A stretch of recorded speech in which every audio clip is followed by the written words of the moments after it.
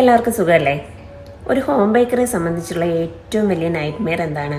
നമ്മൾ കഷ്ടപ്പെട്ടുണ്ടാക്കുന്ന കേക്ക് എത്തേണ്ട സ്ഥലത്ത് എത്താതിരിക്കുക. വഴിയിൽ വെച്ച് മറിഞ്ഞു പോകാം, ചിലപ്പോൾ ഒരു സൈഡിലേക്ക് ചെരിഞ്ഞു പോകാം. അതൊക്കെ എന്തൊരു വിഷമമുണ്ടാക്കുന്ന കാര്യങ്ങളാണല്ലേ.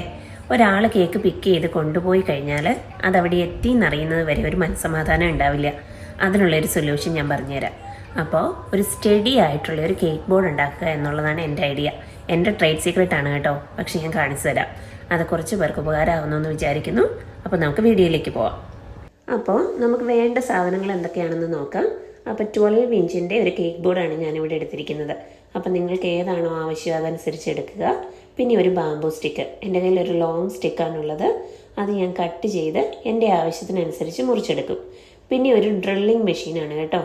അപ്പോൾ അതിൻ്റെ പോയിൻ്റ് ടിപ്പുള്ള ഒരു ഡ്രില്ലിംഗ് മെഷീനാണ്. അതിൻ്റെ ഡയാമീറ്ററും ഞാൻ ഉപയോഗിക്കുന്ന ബാംബൂ സ്റ്റിക്കിൻ്റെ ഡയാമീറ്ററും ഒന്നാണ്. 10 മില്ലിമീറ്ററിൻ്റെ ആണ് കേട്ടോ ഇത് രണ്ടും. പിന്നെ ഒരു ഹോട്ട് ഗ്ലൂ ഗണ്ണുണ്ട്. പിന്നെ ഒരു കട്ടിംഗ് പ്ലയറും ഉണ്ട്. അത് ബാംബൂ സ്റ്റിക്ക് കട്ട് ചെയ്യാൻ വേണ്ടിയുള്ളതാണ് കേട്ടോ. ആദ്യമായിട്ട് ചെയ്യേണ്ടത് നമ്മുടെ കേക്ക് ബോർഡിൻ്റെ സെൻറ്റർ പോർഷൻ മാർക്ക് ചെയ്യണം. അതിനുവേണ്ടി ഞാനൊരു ഈസി മെത്തേഡ് ഉപയോഗിക്കുന്നത് ഒരു ബേക്കിംഗ് പേപ്പർ അതേ വലുപ്പത്തിൽ, ആ 12 ഇഞ്ച് വലുപ്പത്തിൽ കട്ട് ചെയ്ത് അത് മടക്കിയിട്ടെടുക്കും. എന്നിട്ട് അതിൻ്റെ സെൻറ്റർ പോർഷനിൽ ഒരു ചെറിയ ഹോൾ ഉണ്ടാക്കിയിട്ടുണ്ട്. അപ്പോൾ അത് ഉപയോഗിച്ചിട്ടാണ് ഞാൻ സെൻറ്റർ പോർഷൻ മാർക്ക് ചെയ്യുന്നത് കേട്ടോ. അപ്പോൾ ഇങ്ങനെ കട്ട് ചെയ്ത ബേക്കിംഗ് പേപ്പർ ഫോൾഡ് ചെയ്യുന്നു. അതിൻ്റെ സെൻറ്റർ പോർഷൻ ഒരു സിസർ ഉപയോഗിച്ച് ചെറുതായിട്ടൊന്ന് കട്ട് ചെയ്യുന്നു. അപ്പോൾ അതിൻ്റെ സെൻറ്റർ പോർഷനാണല്ലോ നമ്മുടെ കേക്ക് ബോർഡിൻ്റെ സെൻറ്ററായിട്ട് വരിക. എന്നിട്ടൊരു എഡിബിൾ പെൻ ഉപയോഗിച്ച് അതിൻ്റെ സെൻറ്റർ പോർഷൻ മാർക്ക് ചെയ്യുന്നു. അപ്പോൾ സെൻറ്റർ പോർഷൻ ആ എഡിബിൾ പെൻ ഉപയോഗിച്ച് മാർക്ക് ചെയ്യുക. അതിനുശേഷം ഡ്രില്ലിംഗ് മെഷീൻ ഉപയോഗിച്ച് ആ മാർക്ക് ചെയ്ത സെൻറ്റർ പോർഷനിൽ നമ്മളൊരു ഹോൾ ഉണ്ടാക്കുന്നു.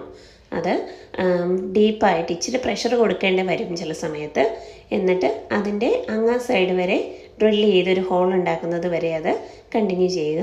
അപ്പോൾ സെൻറ്ററിലൊരു നല്ല റൗണ്ടിലുള്ളൊരു ഹോള് ക്രിയേറ്റ് ചെയ്യുക. അപ്പം ബാക്ക് സൈഡിൽ ഇങ്ങനെ കുറച്ചൊരു ബോർഡിൻ്റെ അംശങ്ങളൊക്കെ കാണാം.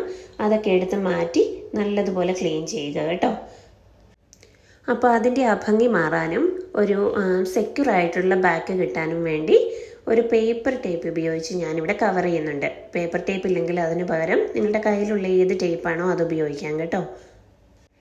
അതിനുശേഷം ആ ഉള്ള ഹോളിലേക്ക് നമ്മൾ ഹോട്ട് ഗ്ലൂ ഗൺ ഉപയോഗിച്ച് കുറച്ച് ഗ്ലൂ അപ്ലൈ ചെയ്യുന്നു. ഒരുപാട് വേണ്ട, വളരെ കുറച്ച് മാത്രം മതി. അപ്പോൾ അതിനുശേഷം ഈ ഒരു സ്റ്റിക്ക് അതിലേക്ക് ഇറക്കി വയ്ക്കുന്നു. അപ്പോൾ തന്നെ ഒരു വിത്തിൻ സെക്കൻഡ്സ് തന്നെ അത് അതിലേക്ക് നല്ലതുപോലെ സ്റ്റിക്കായിട്ടുണ്ടാവും കേട്ടോ. പിന്നെ ശ്രദ്ധിക്കേണ്ടത്, ഇതിപ്പം ഫുഡ് സേഫ് ആക്കുക എന്നുള്ളത് ഇമ്പോർട്ടൻ്റ് ആണ്. അപ്പോൾ ഒരു അലുമിനിയം ഫോയിൽ എടുത്ത് ആ പോർഷൻ ഒട്ടും ഗ്ലൂ ഒന്നും പുറത്തേക്ക് വരാത്ത രീതിയിലൊന്ന് കവർ ചെയ്യുക. അപ്പോൾ സേഫായിട്ട് നമുക്ക് കേക്ക് ചെയ്യാനുള്ള ഒരു ബോർഡായി. നല്ല സ്റ്റഡി ആയിട്ടുള്ളൊരു കേക്ക് ബോർഡ് റെഡി. അപ്പോൾ ഇനി കൊളാപ്സ് ആകുമെന്നുള്ളൊരു പേടിയേ വേണ്ട, ധൈര്യമായിട്ട് ചെയ്തോളൂ കേട്ടോ.